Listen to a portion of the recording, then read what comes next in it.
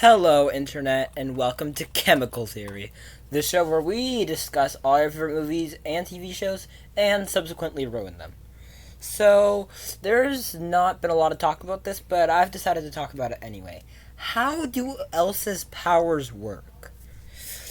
Alright, I'm going to skip the long and short of it. Okay, so the basic stats for a human being. The minimum temperature for ice to form is 0 Celsius or 32 Fahrenheit.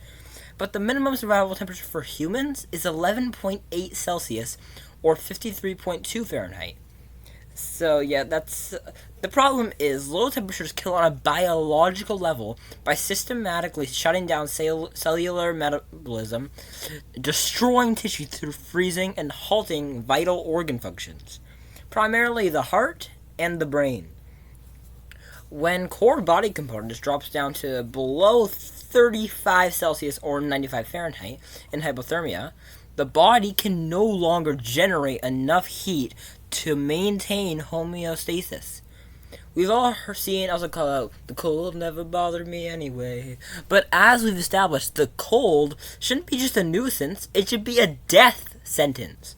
To survive the temperatures required to flash freeze a sword, Elsa doesn't just need a heavy coat, she needs a total biological overhaul. But what if the answer isn't biological?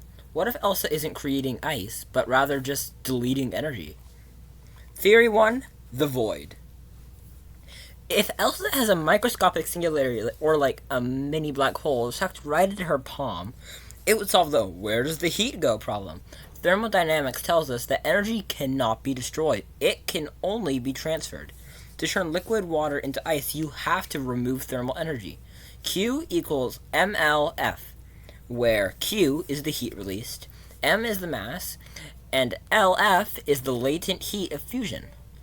For Elsa to freeze Arendelle, she has to dump millions of gigajoules of heat somewhere. A void, or singularity, would act as the ultimate thermal sink, pushing heat out of the atmosphere into a literal pocket dimension.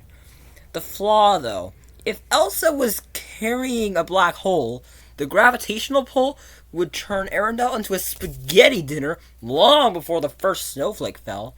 We need something a little less heavy. Okay, theory 2, the endothermic engine.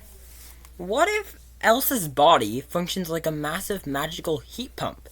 In this scenario, Elsa's cells aren't just cold resistant, they're energy hungry. The mechanism. Elsa's magic could be a specialized form of protein that triggers a massive endothermic reaction. The process. To create ice, she pulls thermal energy from the air, molecules around her. This causes the moisture in the air to lose the kinetic energy, slow down, and crystallize into ice. The cost, though. This would require a staggering amount of metabolic fuel. Elsa should be eating about 50,000 calories a day. Maybe that's why there's so much chocolate in the palace. But finally, theory 3. The Bose-Einstein condensate. If we want to get really nerdy, we can look at the Bose-Einstein condensate, BEC. This is a state of matter formed when a gas of bosons is cooled to a temperature very near absolute zero, negative 273.15 Celsius. At this point, atoms lose their individual identity and begin to act as a single superatom. If Elsa has the ability to manipulate matter at the quantum level to create BECs, she could effectively stop molecular motion entirely. See, she isn't just making it winter, she is pausing physics. This explains why her ice structures, like the ice palace, can defy gravity and maintain structural integrity that normal ice couldn't. It's not just frozen water, it's magically stabilized quantum matter. Okay, here's the verdict. Is she a mutant or a goddess? The fifth spirit explanation in Frozen 2 suggests Elsa is a bridge between the magical and the physical, but I decided to ignore that because looking at the science, she's more like a living Maxwell's demon.